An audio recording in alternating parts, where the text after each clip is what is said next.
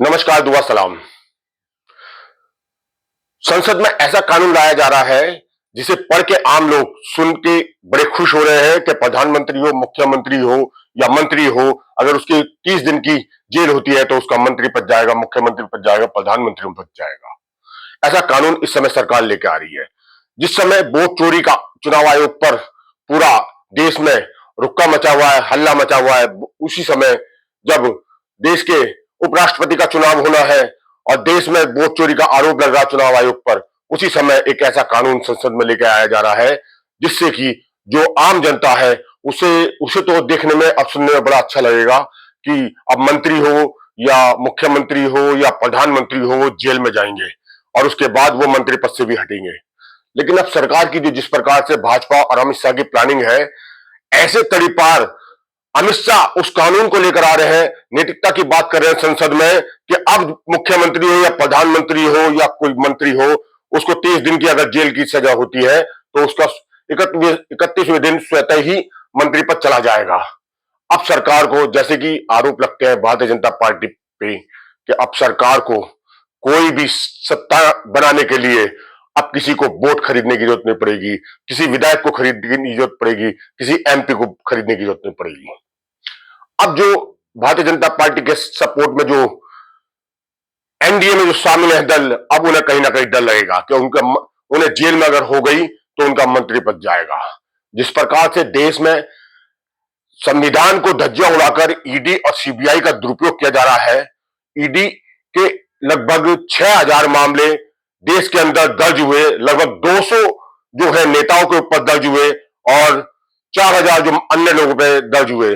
6000 मामलों में लगभग 8-9 मामलों में ही दोषी पाए गए। कहने का मतलब है जितने भी ईडी हो या सीबीआई हो, सरकार सिर्फ उसका दुरुपयोग कर रही है।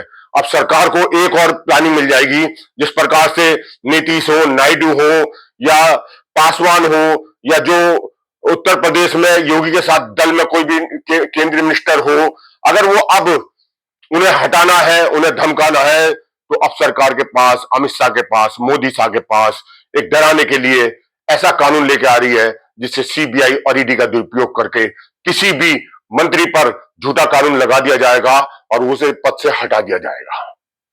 कहने का मतलब यह है अब ना सरकार को किसी जज की जरूरत है, सरकार ही जज होगी, सरकार ही अपराधी बनाएगी।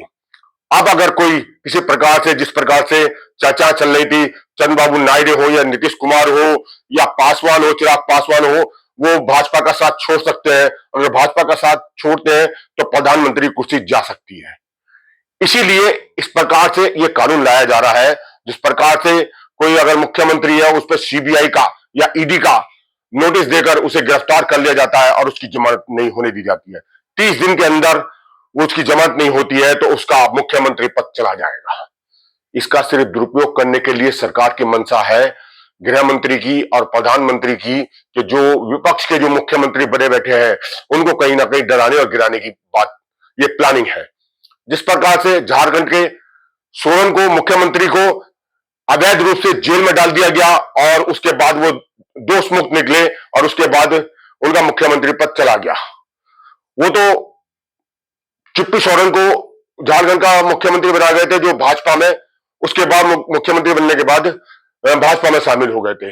जिस प्रकार से अल्पसंख्यक के जो मंत्री आपके केजरीवाल हो या आपके मंत्री हो, वो जेल में गए, ईडी ने 18 महीने तक उन्हें जेल में रखा और उनकी जमानत नहीं होने दी और उसके बाद ईडी की अदालत में वो दोष मुक्त हुए, कोई उसमें कोई चार्ज और कोई कानून के अनुसार उन पर कोई घोटाला नहीं खिला। मतलब क्या, इसका दुरुपयोग करके भाजपा की जो प्लानिंग है, मंत्रियों को अब खरीदना नहीं पड़ेगा, अब बेचना नहीं पड़ेगा, इसका कानून का दुरुपयोग करके जिस प्रकार से भाजपा षड्यंत्र कर रही है, आरएसएस षड्यंत्र कर रही है, देश के संविधान को धीरे धीरे बदलकर, कानून को बदल के, अगर सरकार जिस प्रकार से ये चुनाव से पहले कह रहे थे 400 सीटें अगर आ जाएंगी तो हम संविधान बदल देंगे, तो अगर इनकी मंशा थी, अगर 400 सीटें आ जाती तो देश का संविधान भी बदल देते।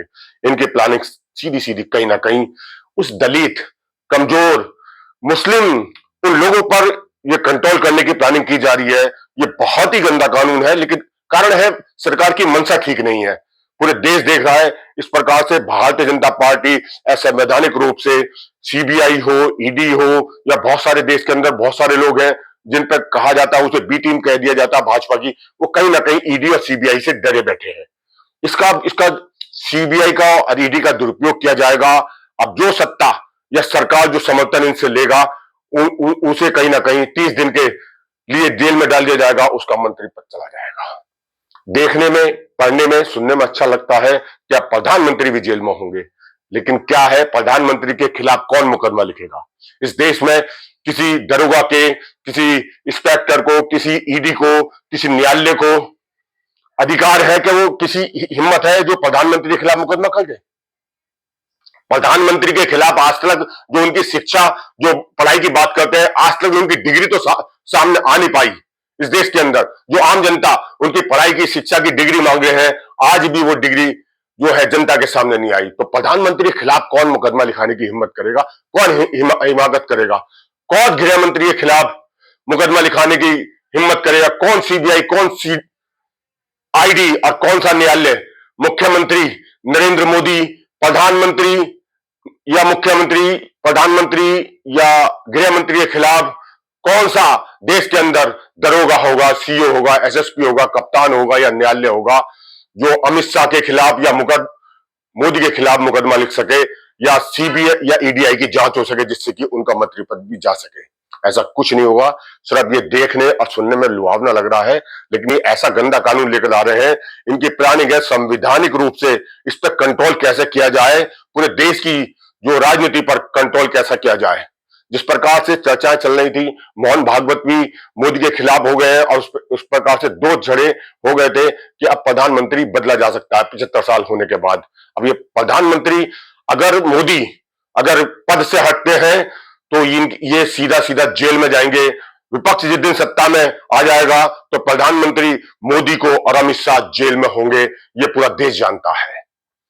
अमित शाह तड़ीपार थे, उनका जो मुकदमा कैसे खत्म हुआ ये पूरा देश जानता है।